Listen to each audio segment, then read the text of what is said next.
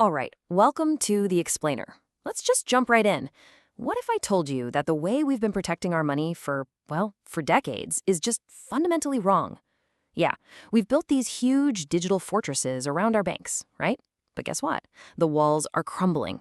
So today, we're going to dig into why that is, and more importantly, what comes next. Okay, let's start with a number. A big one. $12 billion. The IMF says that's how much money has been directly lost to cyber attacks in the financial world over the last 2 decades. I mean, think about that. That's not just some statistic on a page. It's the price tag on a digital war that's just getting bigger and bigger. And it's not just spread out over time. These attacks can be devastatingly quick. Take 2021. One single ransomware attack hit a big U.S. insurance company, CNA Financial. They paid a $40 million ransom. Just let that sink in. One breach, 40 million bucks. That's the kind of threat we're talking about here. So you gotta ask, right? With so much on the line, how are these breaches still happening? Well, here's the uncomfortable truth. The entire foundation of our digital security, this model we've been leaning on for years and years, it's not working anymore. It's basically a failing fortress. This old model has a name: perimeter-based security. But honestly, the best way to think about it is the castle and moat approach. You build these huge, thick walls and a super deep moat. Those are your firewalls, your intrusion detectors. The whole goal is just to keep the bad guys out. But here's the massive, critical flaw. You assume that anybody who somehow gets past those defenses must be a friend. And that's a huge assumption. And here's the thing. Our digital world just doesn't look like a neat little castle anymore. That old idea of one single clear wall around everything, it's been completely shattered. I mean, think about it from the perspective of the security teams. They spent their whole careers building higher and higher walls, and then suddenly the battlefield completely moved. We've got remote work, cloud services, mobile devices. Our networks are everywhere now. They're sprawling and kind of messy. The idea of a safe inside, it's not just wrong, it's actually a dangerous solution. And this is where it gets really scary. Once an attacker gets past that outer wall, and a lot of times it's just by tricking one single employee with a phishing email, they're not in a dungeon, they're in an open field. They can just wander around, moving from one system to another. It's called lateral movement. And they're totally unchallenged. It's how a tiny little crack in the wall turns into a full-blown catastrophic disaster. So you're probably wondering, how are they getting in so easily? Well, here's the irony. They're often using the very tools that were built to make our digital lives better and easier. I'm talking about application programming interfaces, APIs. Think of APIs as the invisible plumbing of the internet. They're basically the secret messengers that let all our different apps talk to each other. You use a budgeting app that pulls in your bank info? That's an API. You pay for something with your phone? That's an API too. And here's the double-edged sword. We all love this convenience, right? APIs make it happen. But every single one of those connections also creates a new potential doorway into the bank. Thousands of them. So look at this. When you buy something online, this is what's happening behind the scenes.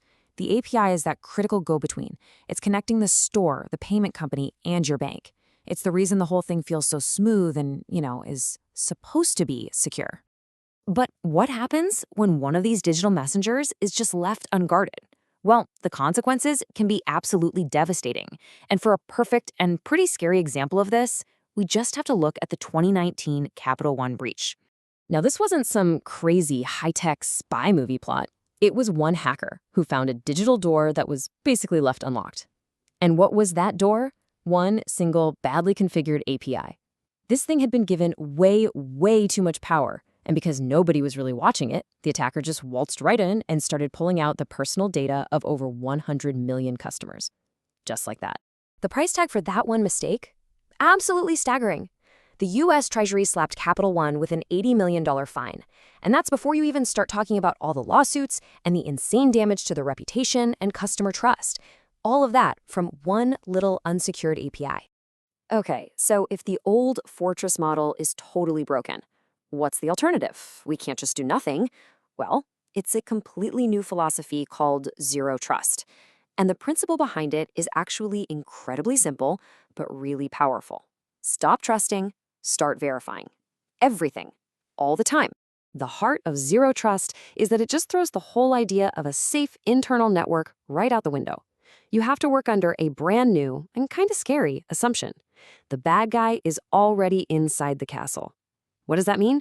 It means nobody gets a free pass. Not you, not your work laptop, not where you're logging in from. Nothing gets trusted just because it's inside. Now, there's an official framework for this from NIST, the National Institute of Standards and Technology, and it really boils down to a few big ideas. First, forget protecting the whole network. Instead, you protect each individual thing, every piece of data, every app. Then, you lock down every single conversation between those things, and you only grant access for the one specific task someone needs to do, and only for that one time they're doing it. It's a huge shift from "we trust you because you're inside" to "we need to verify you right now for this specific thing." Okay, that sounds great in theory, but how does a massive bank actually do this? You can't just flip a switch. Implementing Zero Trust isn't an overnight project. It's a journey, a process, and people usually break it down into 3 stages: crawl, walk, and run. So, first, you crawl. This stage is all about getting the foundation right. It means really nailing the basics, like knowing exactly who and what is on your network at all times. You start by drawing big, clear lines in the sand, like building a solid digital wall to separate, say, your experimental test area from the live systems that are actually handling customer money. Next up, you walk. This is where you start getting more sophisticated. You begin building smaller, protected bubbles. They call them microperimeters, around your most important applications. That old default trust, it's gone. Now you have really specific rules about who is even allowed to knock on the door of each app. And finally, you run. This is the holy grail. I want you to picture every single app living in its own super secure encrypted vault. That's called microsegmentation. And every single message sent between these vaults travels in an unbreakable code. That's end-to-end encryption. Here you don't get in with just a password. Access is granted based on a real-time risk score.